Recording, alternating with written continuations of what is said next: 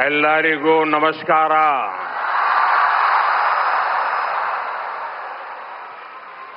जय श्री कृष्ण. जय श्री कृष्ण. जय श्री कृष्ण.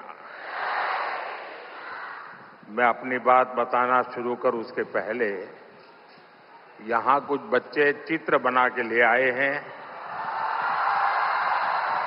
जरा एसपी जी के लोग और लोकल पुलिस के लोग मदद करें, उसको कलेक्ट कर लें. अगर आपने उसके पीछे अपना एड्रेस लिखा होगा तो मैं जरूर आपको धन्यवाद पत्र भेजूंगा. जिसके पास कुछ न कुछ है दे दीजिए, वो कलेक्ट कर लेंगे और आप फिर शांति से बैठ जाइए.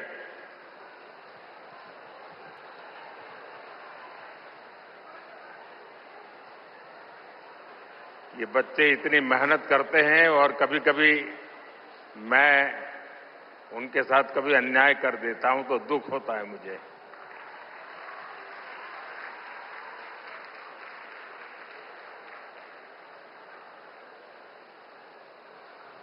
जय श्री कृष्ण. भगवान श्री कृष्ण के दिव्य दर्शनों की संतुष्टि, श्रीमद् भगवद गीता के मंत्रों की ये आध्यात्मिक अनुभूति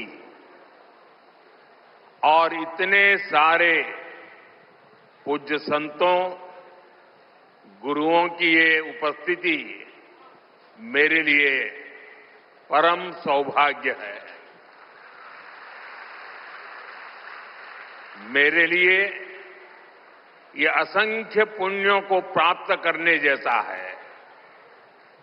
और जो मुझे सम्मान दिया गया, मेरे लिए जो भाव प्रकट किए गए, शायद मुझे इतने आशीर्वाद मिले कि मेरे लिए जो कहा जाता है मैं उससे योग्य बनूं और ज्यादा काम करूं और मुझसे जो अपेक्षाएं हैं उसे मैं पूर्ण करूं. भाइयों बहनों, अभी 3 दिन पहले ही मैं गीता की धरती कुरुक्षेत्र में था. अब आज भगवान श्री कृष्ण के आशीर्वाद और जगत गुरु श्री मध्वाचार्य जी के यश की इस भूमि पर आना मेरे लिए परम संतोष का अवसर है. आज के इस अवसर पर जब 1 लाख लोगों ने एक साथ भगवद गीता के श्लोक पढ़े तो पूरे विश्व के लोगों ने भारत की सहस्त्र वर्षों की दिव्यता का साक्षात दर्शन भी किया है. इस कार्यक्रम में हमें आशीर्वाद देने के लिए पधारे हुए श्री श्री सुगुणेन्द्र तीर्थ स्वामी जी, श्री श्री सुशींद्र तीर्थ स्वामी जी, कर्नाटका के गवर्नर थावरचंद गहलोत जी, केंद्रीय मंत्रिमंडल के मेरे सहयोगीगण, राज्य सरकार के मंत्री, सांसद, विधायक, उडुपी के अष्टमठों के सभी अनुयायी, उपस्थित अन्य संतगण, देवी और सज्जनों, कर्नाटका की इस भूमि पर यहां के स्नेहीजनों के बीच आना मेरे लिए सदा ही एक अलग अनुभूति होती है. और उडुपी की धरती पर आना तो हमेशा अद्भुत होता है.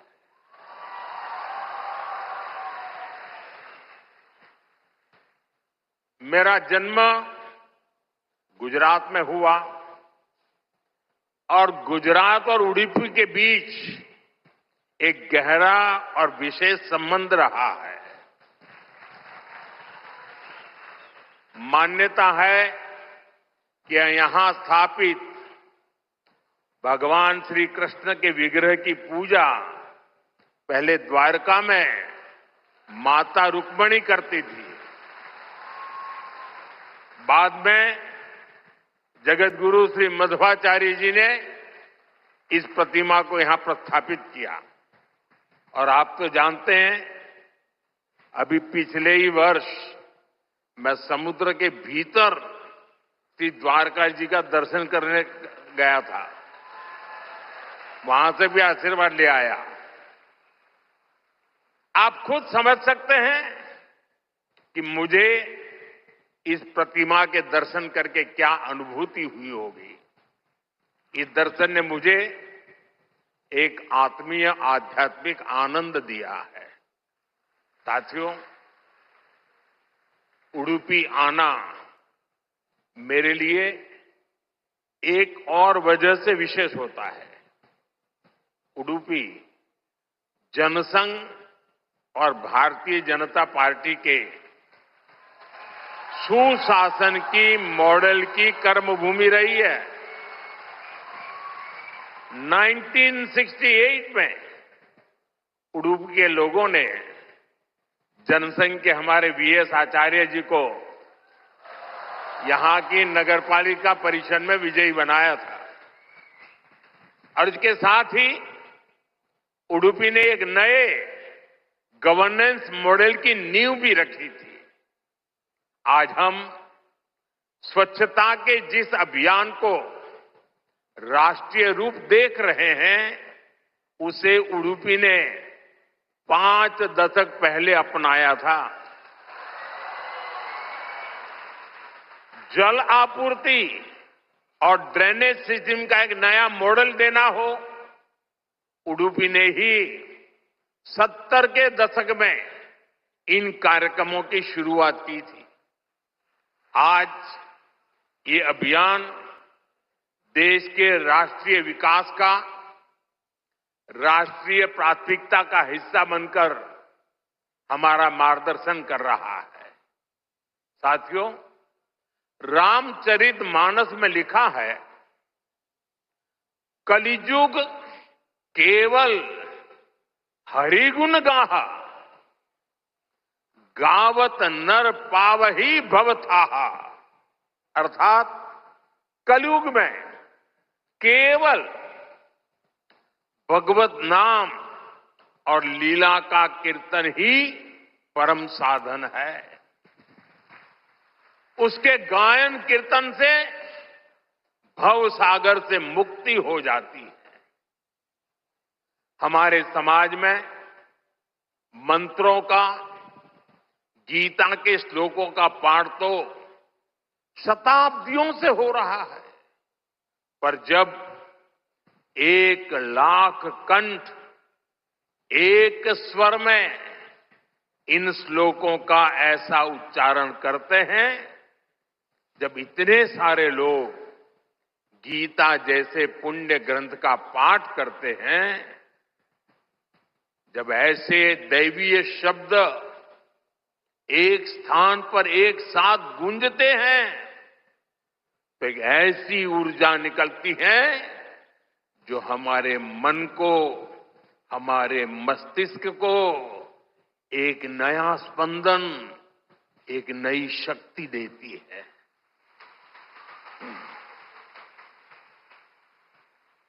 यही ऊर्जा अध्यात्म की शक्ति की है। यही ऊर्जा सामाजिक एकता की शक्ति है। इसलिए आज लक्ष्य कंठ गीता का ये अवसर एक विशाल ऊर्जा पिंड को अनुभव करने का अवसर बन गया है। ये विश्व को सामूहिक चेतना, कलेक्टिव कॉन्शियसनेस की शक्ति भी दिखा रहा है। साथियों, आज के दिन विशेष रूप से मैं परम पूज्य श्री श्री सुगुणेन्द्र तीर्थ स्वामी जी को प्रणाम करता हूं। उन्होंने लक्ष्य कंठ गीता के इस विचार को इतने दिव्य रूप में साकार किया है। पूरे विश्व में लोगों को अपने हाथ से गीता लिखने का विचार देकर उन्होंने जिस कोटि गीता लेखन यज्ञ की शुरुआत की है, वो अभियान सनातन परंपरा का एक वैश्विक जन आंदोलन है। जिस तरह से हमारा युवा भगवत गीता के भावों से, इसकी शिक्षाओं से जुड़ रहा है, वो अपने आप में बहुत बड़ी प्रेरणा है। सदियों से भारत में वेदों, उपनिषदों और शास्त्रों के ज्ञान को अगली पीढ़ी तक पहुंचाने की परंपरा रही है और ये कार्यक्रम भी इसी परंपरा का भगवत गीता से अगली पीढ़ी को जोड़ने का एक सार्थक प्रयास बन गया है। साथियों, यहां आने से 3 दिन पहले मैं अयोध्या में भी था। 25 नवंबर को विवाह पंचमी के पावन दिन अयोध्या के राम जन्मभूमि मंदिर में धर्म ध्वजा की स्थापना हुई है।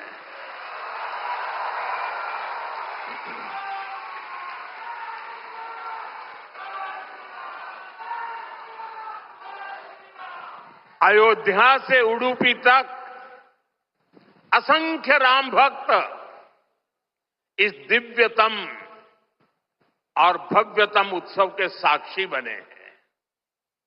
राम मंदिर आंदोलन में उडुपी की भूमिका कितनी बड़ी है, सारा देश इसे जानता है। परम पूज्य स्वर्गीय विश्वेश तीर्थ स्वामी जी ने दशकों पहले राम मंदिर के पूरे आंदोलन को जो दिशा दी, ध्वजारोहण समारोह उसी योगदान की सिद्धि का पर्व बना है।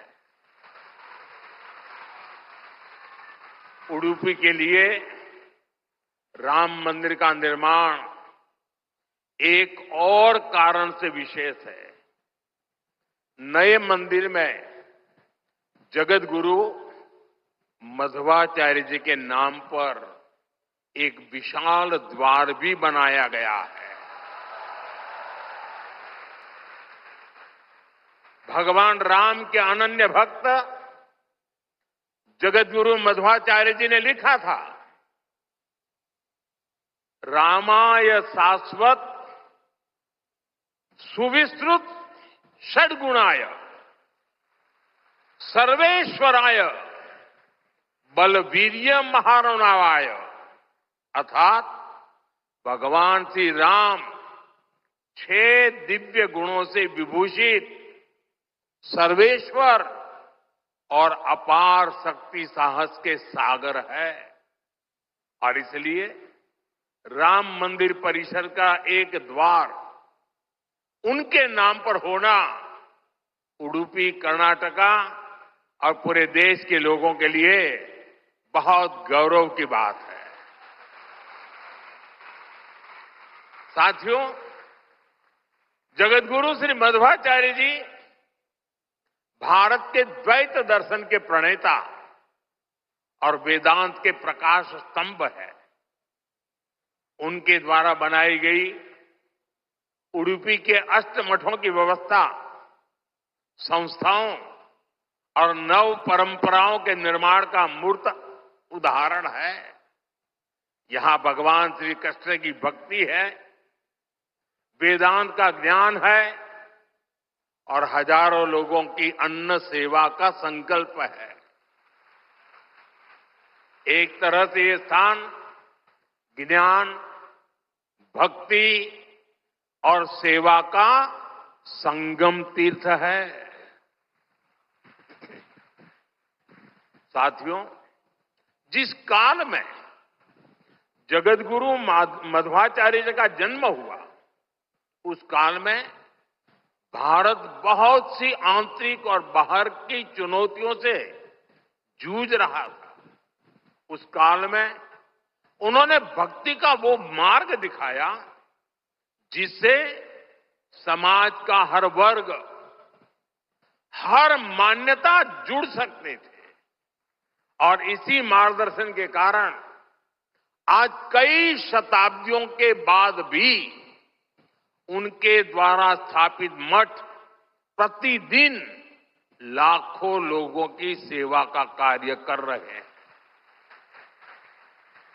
उनकी प्रेरणा के कारण द्वैत परंपरा में ऐसी कई विभूतियां जन्मी हैं जिन्होंने सदा धर्म, सेवा और समाज निर्माण का काम आगे बढ़ाया।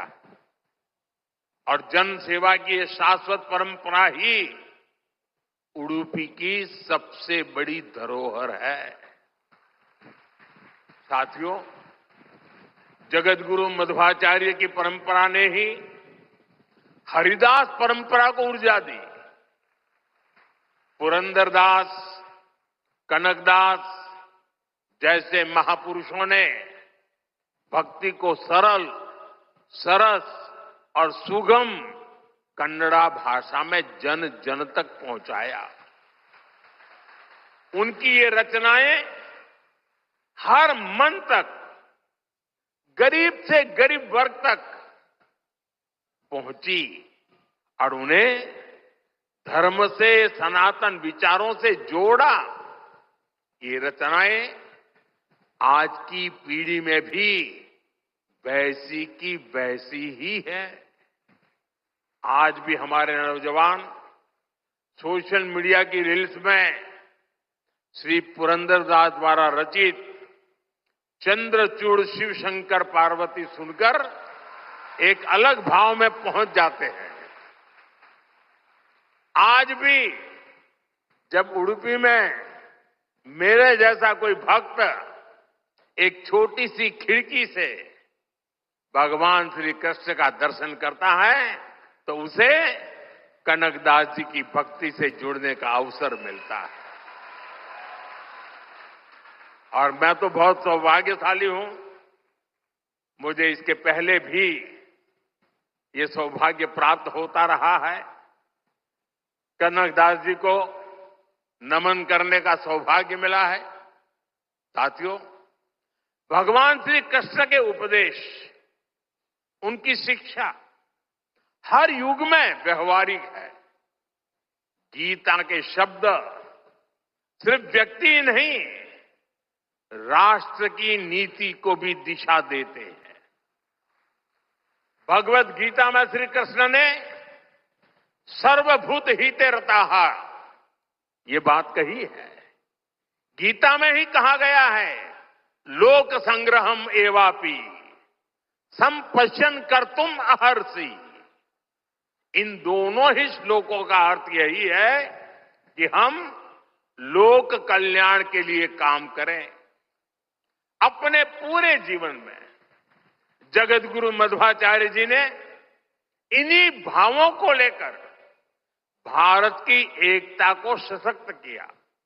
साथियों, आज सबका साथ, सबका विकास, सर्वजन हिताय, सर्वजन सुखाय, ये हमारी नीतियों के पीछे भी भगवान श्री कृष्ण के इन्हीं श्लोकों की प्रेरणा है।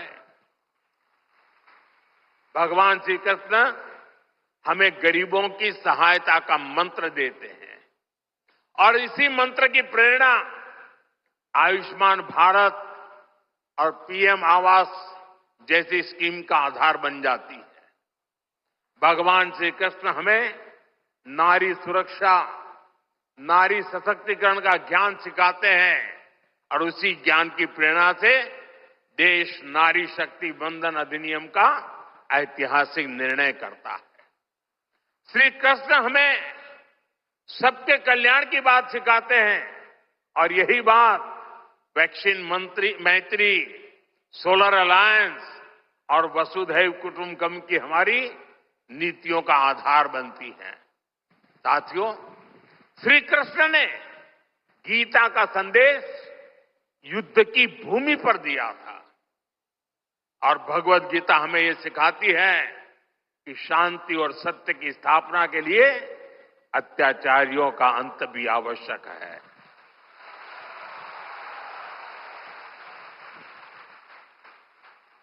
राष्ट्र की सुरक्षा नीति का मूल भाव यही है।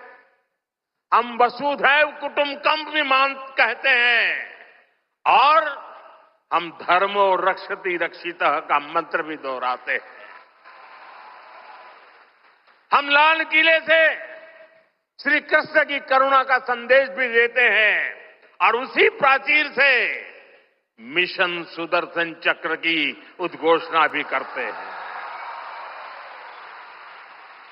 मिशन सुदर्शन चक्र यानी देश के प्रमुख स्थानों की, देश के औद्योगिक और सार्वजनिक क्षेत्रों की सुरक्षा की ऐसी दीवार बनाना जिसे दुश्मन भेद न पाए और अगर दुश्मन दुस्साहस दिखाए तो फिर हमारा सुदर्शन चक्र उसे तबाह कर दे। साथियों, ऑपरेशन सिंदूर की कार्रवाई में भी देश ने हमारा ये संकल्प देखा है। पहलगाम के आतंकी हमले में कई देशवासियों ने अपना जीवन गंवाया।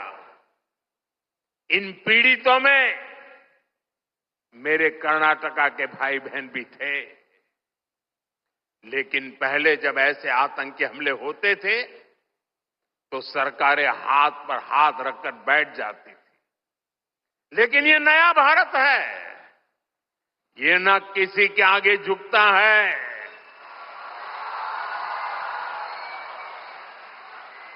और न ही अपने नागरिकों की रक्षा के कर्तव्य से डिगता है। हम शांति की स्थापना भी जानते हैं और शांति की रक्षा करना भी जानते हैं। साथियों, भगवत गीता हमें कर्तव्यों का, हमारे जीवन संकल्पों का बोध कराती है और इसी प्रेरणा से मैं आज आप सभी से कुछ संकल्पों का आग्रह भी करूंगा। ये आग्रह 9 संकल्प की तरह है जो हमारे वर्तमान और भविष्य के लिए बहुत आवश्यक है। संत समाज जब इन आग्रहों पर अपना आशीर्वाद दे देगा तो इन्हें जन जन तक पहुंचने से कोई रोक नहीं पाएगा। साथियों, हमारा पहला संकल्प होना चाहिए कि हमें जल संरक्षण करना है, पानी बचाना है, नदियों को बचाना है। हमारा दूसरा संकल्प होना चाहिए कि हम पेड़ लगाएंगे। देश भर में एक पेड़ मां के नाम अभियान को गति मिल रही है। इस अभियान के साथ अगर सभी मठों का सामर्थ्य जुड़ जाएगा तो इसका प्रभाव और व्यापक होगा। तीसरा संकल्प कि हम देश के कम से कम एक गरीब का जीवन सुधारने का प्रयास करें। मैं ज्यादा नहीं कह रहा हूं। चौथा संकल्प स्वदेशी का विचार होना चाहिए। एक जिम्मेदार नागरिक के रूप में हम सब स्वदेशी को अपनाएं। आज भारत आत्मनिर्भर भारत और स्वदेशी के मंत्र पर आगे बढ़ रहा है। हमारी अर्थव्यवस्था, हमारे उद्योग, हमारी टेक्नोलॉजी सब अपने पैरों पर मजबूती से खड़े हो रहे हैं। इसलिए हमें जोर शोर से कहना है, vocal for local, vocal for vocal, vocal. साथियों, पांचवें संकल्प के रूप में हमें नेचुरल फार्मिंग को बढ़ावा देना है। हमारा छठा संकल्प होना चाहिए कि हम हेल्थी लाइफस्टाइल को अपनाएंगे, मिलेट्स अपनाएंगे और खाने में तेल की मात्रा कम करेंगे। हमारा सातवां संकल्प ये हो कि हम योग को अपनाएं, इसे जीवन का हिस्सा बनाएं। आठवां संकल्प, मैन्युस्क्रिप्ट्स, पांडुलिपियों के संरक्षण में सहयोग करें। हमारे देश का बहुत सा पुरातन ज्ञान पांडुलिपियों में छिपा हुआ है। इस ज्ञान को संरक्षित करने के लिए केंद्र सरकार ज्ञान भारतम मिशन पर काम कर रही है। आपका सहयोग इस अमूल्य धरोहर को बचाने में मदद करेगा। साथियों, आप नौवां संकल्प लें कि हम कम से कम देश के 25 ऐसे स्थानों का दर्शन करेंगे जो हमारी विरासत से जुड़े हैं। जैसे मैं आपको कुछ सुझाव देता हूं, 3-4 दिन पहले कुरुक्षेत्र में महाभारत अनुभव केंद्र की शुरुआत हुई है। मेरा आग्रह है कि आप इस केंद्र में जाकर भगवान श्री कृष्ण का जीवन दर्शन देखें। गुजरात में हर साल भगवान श्री कृष्ण और मां रुक्मणी के विवाह को समर्पित माधोपुर मेला भी लगता है। देश के कोने कोने से और खास करके नॉर्थ ईस्ट से बहुत से लोग इस मेले में खास तौर पर पहुंचते हैं। आप भी अगले साल इसमें जाने का प्रयास जरूर करिएगा। साथियों, भगवान श्री कृष्ण का पूरा जीवन, गीता का हर अध्याय कर्म, कर्तव्य और कल्याण का संदेश देता है।